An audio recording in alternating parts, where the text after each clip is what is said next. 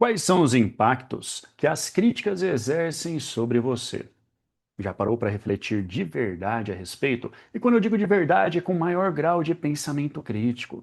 Mas, Marcelo, o que é esse tal pensamento crítico? Eu gosto de simplificar e resumir que pensamento crítico nada mais é que a nossa forma de pensar e criar realidades. São as lentes com que enxergamos o mundo. Tanto que existe aquela famosa frase que nós não enxergamos o mundo como ele verdadeiramente é, mas sim como nós somos. E isso, inclusive, será tema de vídeos futuros sobre identidade. Quando eu falo identidade, sobre a nossa verdadeira identidade, nossa verdadeira natureza, essência. A maior parte das pessoas, inclusive, pessoal, passam suas vidas inteiras sem saber quem elas verdadeiramente são.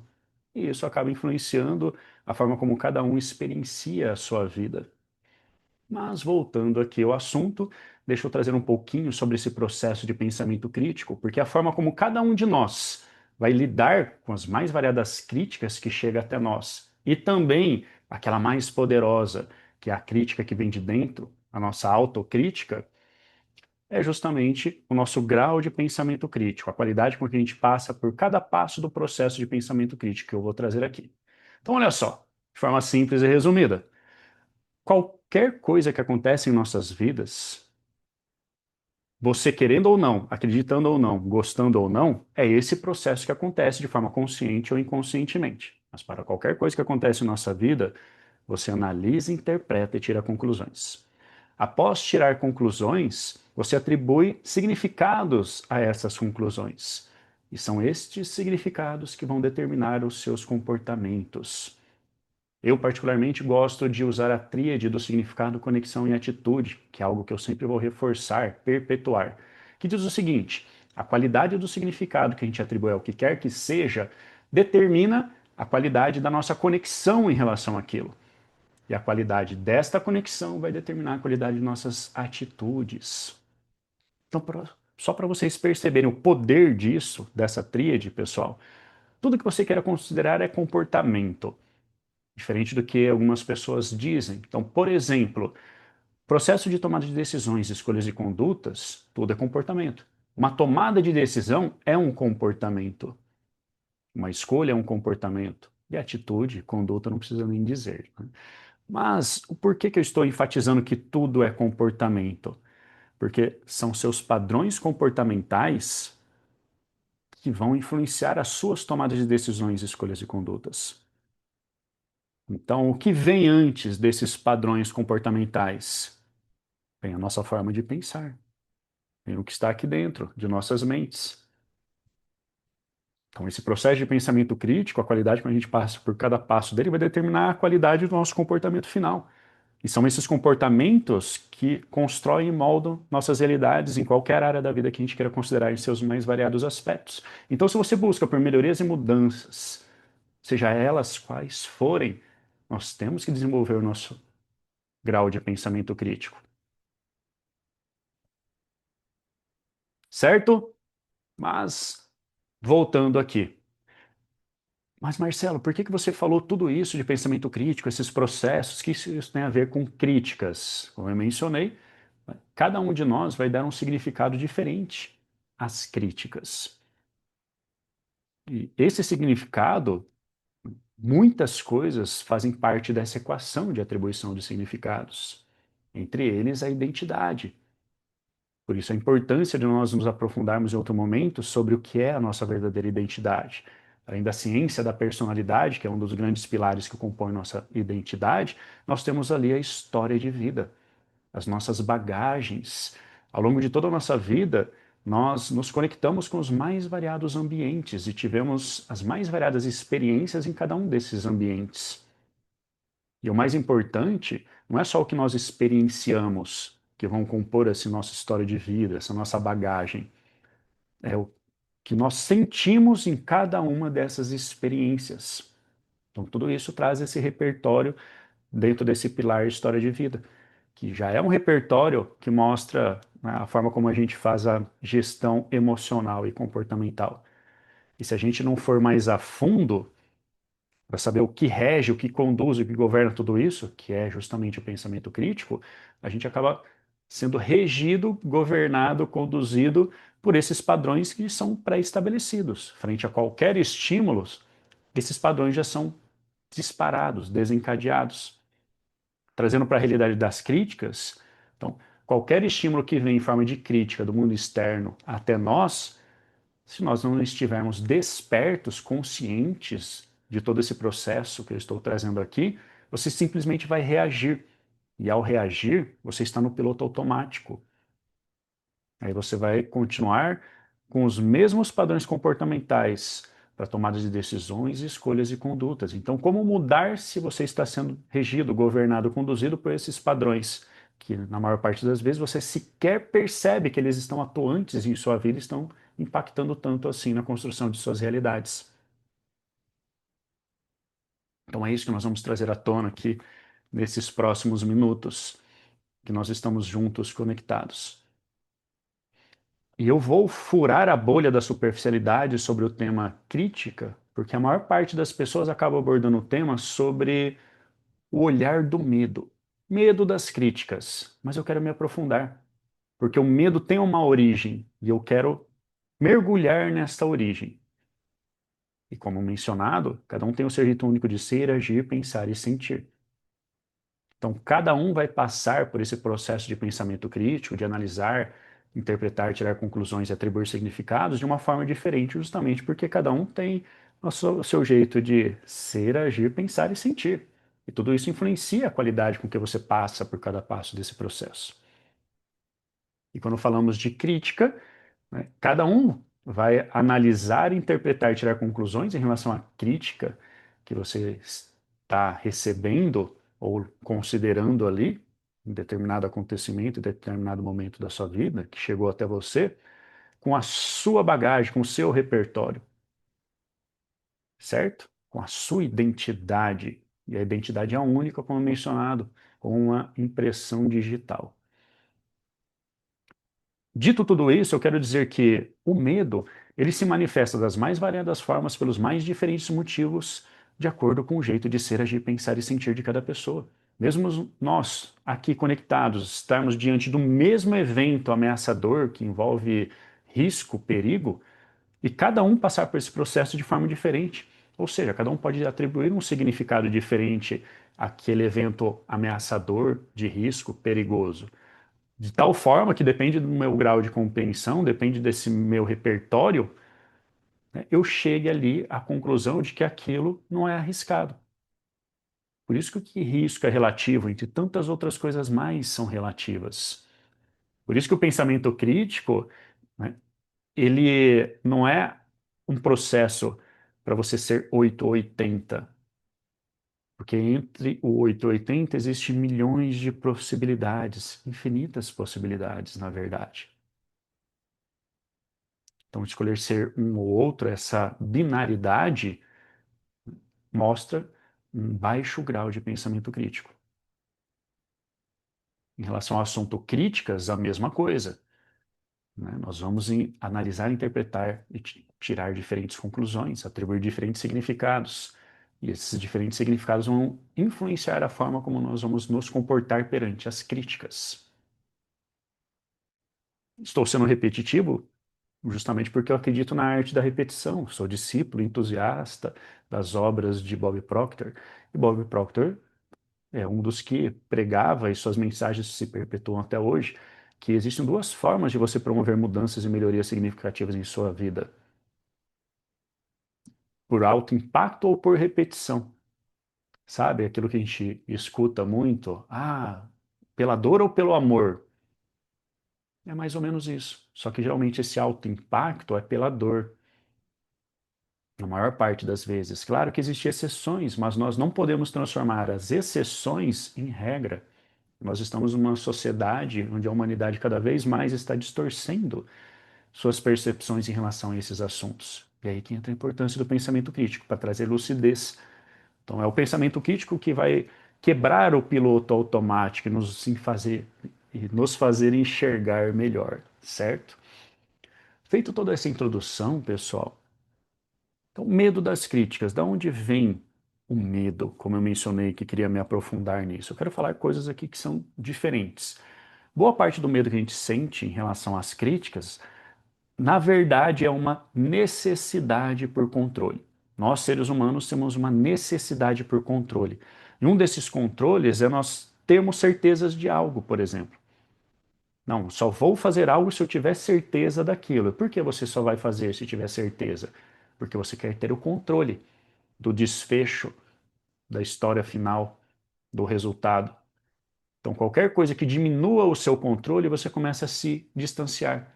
Então, essa necessidade por controle e qualquer coisa que envolva a diminuição do seu controle sobre aquilo, você pode interpretar como ameaçador, como arriscado, como perigoso.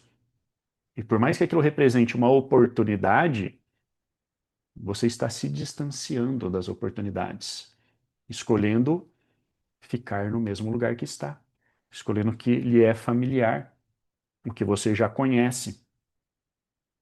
Então, boa parte do medo do desconhecido, pessoal, não é um medo verdadeiro. É nós que estamos chamando de medo, mas na verdade é uma sensação de que, nossa, aqui eu não tenho o controle das coisas. Eu prefiro ficar onde eu tenho o controle. Então, quando chega uma crítica até nós, muito do que vem de críticas, nós não temos o controle sobre elas, porque são disparadas pelo mundo externo, das mais variadas formas. Nós não temos controle sobre a crítica que farão de nós, mas nós temos o controle do quê? De como nós vamos lidar com cada uma dessas críticas.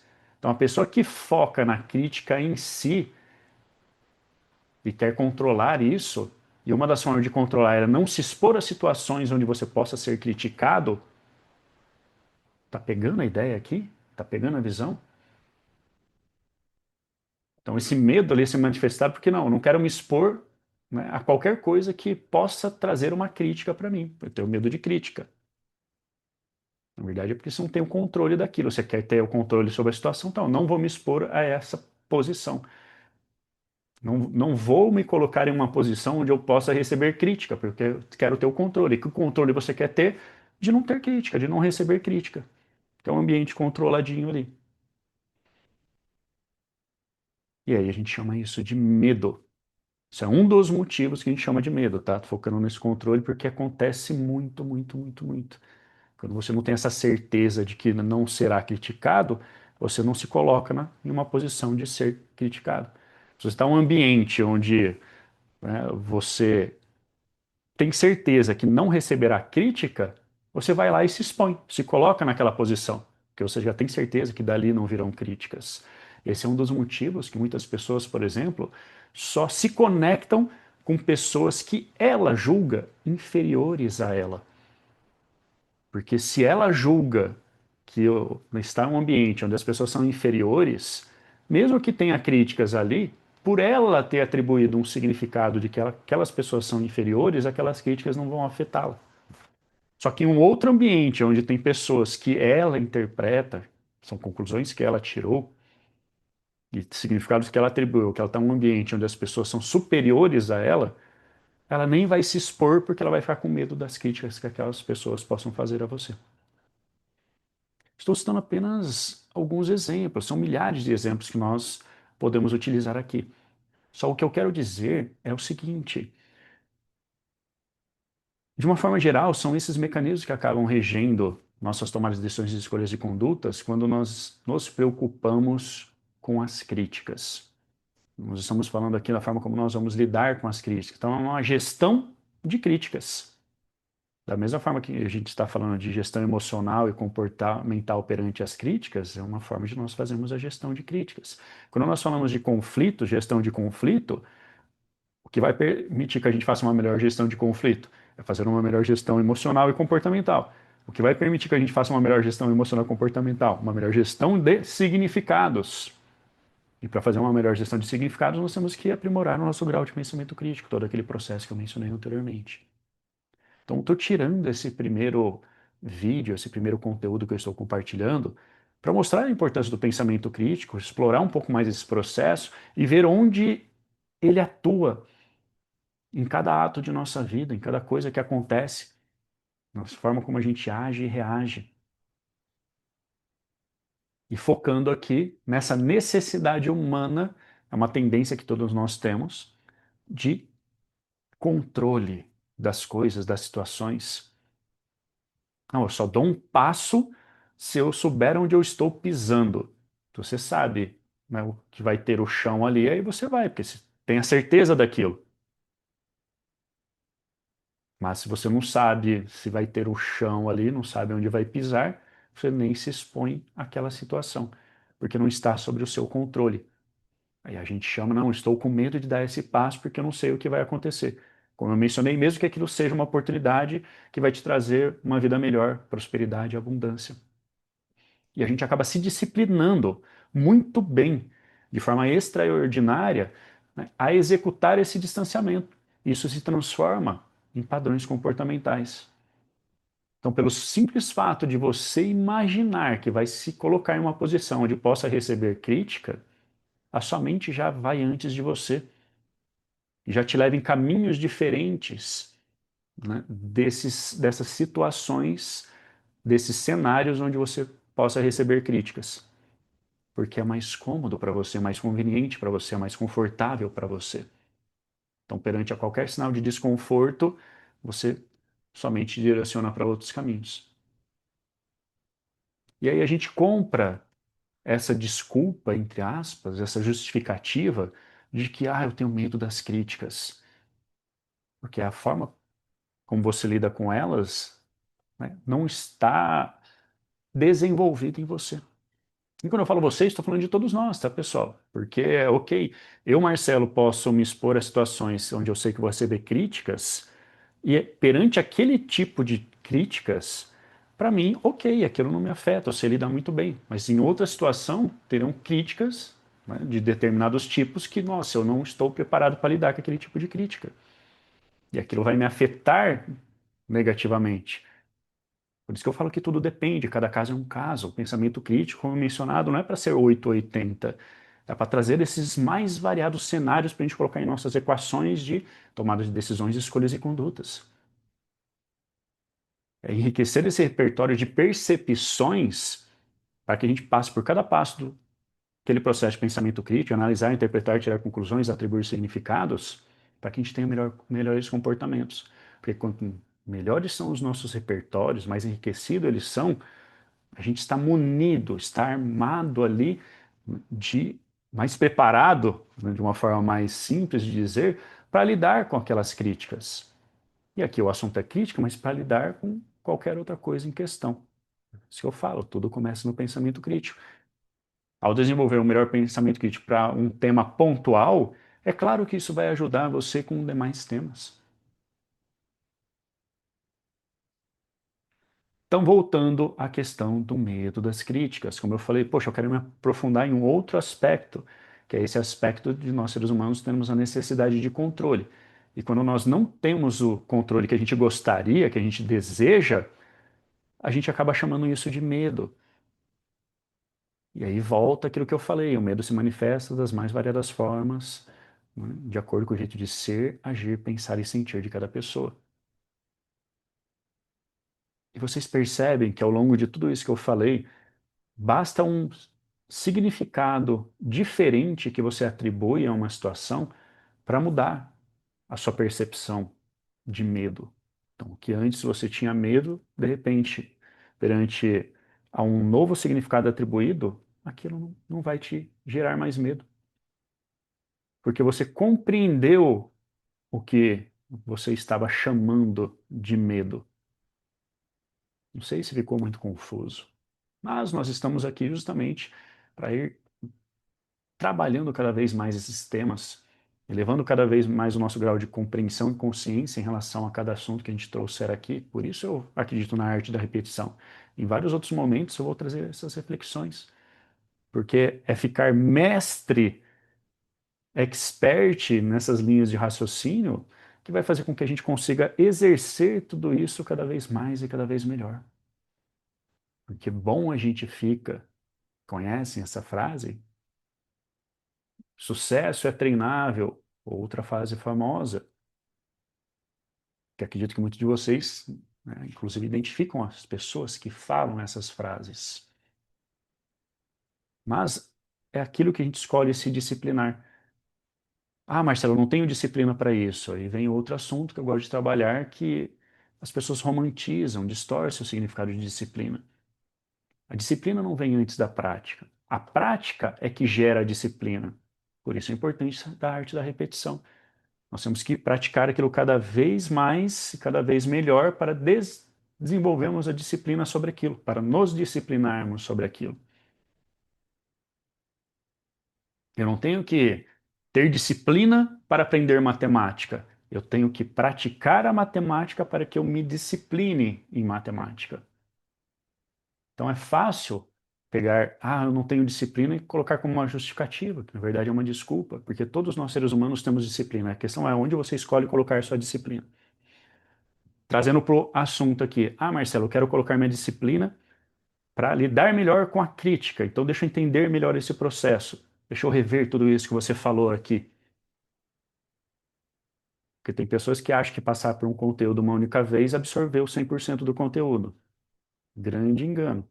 Nós temos que revisitar cada vez mais os conteúdos, para nós absorvermos cada vez mais. Como um velho filósofo dizia, Heráclito, se não me engano, ele falava que não tem como entrar no mesmo rio, banhar-se no mesmo rio duas vezes, porque na segunda vez, terceira, quarta, quinta, você não será o mesmo. Tão pouco as águas daquele rio. Então nem você nem o rio é o mesmo.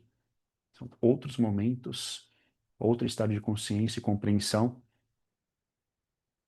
Então você acaba percebendo coisas que não percebeu antes e, consequentemente, extraindo lições que não extraiu antes. Aquilo serve de uma forma diferente do que serviu anteriormente. Certo? Então é isso que eu queria trazer aqui, em um primeiro momento, sobre esse tema medo da crítica. Então comece a pensar, poxa, será que esse meu medo é a minha necessidade de estar no controle de tudo? E se eu não tenho controle sobre o que vão falar de mim, então eu transformo isso em medo e não vou me expor àquilo. E aí vem uma outra questão que eu quero trazer aqui para finalizar essa reflexão de hoje. Essa necessidade de controle, né, das críticas que você pode receber, o que que ela é? É você estar preocupado com o que os outros vão falar. Você está preocupado mais com os outros do que com você mesmo. Então, essa preocupação maior com os outros é falta do quê? Falta de identidade. Falta de autenticidade. Porque quanto maior for a nossa autenticidade, menos as opiniões dos outros vão importar. E, consequentemente, menos essas críticas vão importar. A crítica vai nos importar perante um outro olhar, que é o olhar de aprimoramento, olhar de encarar a crítica. Aí que entra a forma de lidar com as críticas, como uma forma de você evoluir. E claro que tem críticas e críticas, tem crítica de qualidade, tem crítica que não tem qualidade, por isso que a gente tem que enriquecer nossos repertórios para filtrar o que chega até nós, porque tem coisas que sim, críticas, melhor dizendo, que sim, vão transformar a nossa vida para melhor. Então quem escolhe se aquela crítica vai transformar você para melhor ou para pior é você mesmo. Não, a crítica ela é algo neutro, quem dá significado a ela é você. Aí, né, eu não lembro qual foi o filósofo que falou, se foi Seneca, foi Schopenhauer, mas a gente vê as mais variadas mentes ao longo de toda a nossa existência trazer as mesmas mensagens, mas que dizia o quê? Que nada tem significado exceto aquele que você atribui. E o significado, muitas vezes, que a gente atribui a uma crítica, diz mais sobre nós do que sobre a crítica propriamente dita. A gente aprende a lidar com aquela, né, crítica. Se nós temos em nós mais desenvolvido, aquela crítica diz muito mais sobre como a outra pessoa é do que como você é. Porque cada um transborda aquilo que tem dentro de si. Então, se você tem uma pessoa que está em busca de desenvolvimento, crescimento, está querendo evoluir, você pode ter certeza que essa pessoa que está passando pelo processo, que é o mesmo que o seu, que está buscando por melhorias, mudanças, está buscando evoluir, vão ser críticas de qualidade, comparado a uma pessoa que não está envolvida com esse processo, que não está preocupada em melhorar, em evoluir. Aí você dá um significado para uma crítica de uma pessoa que está estacionada, está em inércia, que não tem uma mínima preocupação em melhorar, em evoluir, aí você absorve para você e aquilo te faz mal. Quem é o responsável por isso estar causando esse mal? É você, não é a pessoa que está levando a crítica, porque tudo está no significado. Como eu acabei de mencionar, essa crítica está falando muito mais sobre a pessoa que não está no mesmo processo de progresso, evolução, prosperidade que você, diz muito mais sobre ela do que sobre você que já está nesse processo. E é impressionante como a maior parte das críticas que chegam até nós e nos afetam vem de pessoas que não estão conectadas com o mesmo processo que nós estamos. Vem de pessoas que sequer estão conectadas com processo algum e aquilo que mais afeta a gente. Poxa, como assim? Entendeu a reflexão que eu quero trazer aqui? Lógico que tem muito mais coisas que a gente pode elaborar, mas para um primeiro momento, é um pontapé inicial, é um start para que a gente fure a bolha da superficialidade e comece a mergulhar nesses mecanismos de compreensão mais profunda, porque é lá que está a resposta, a solução para tudo.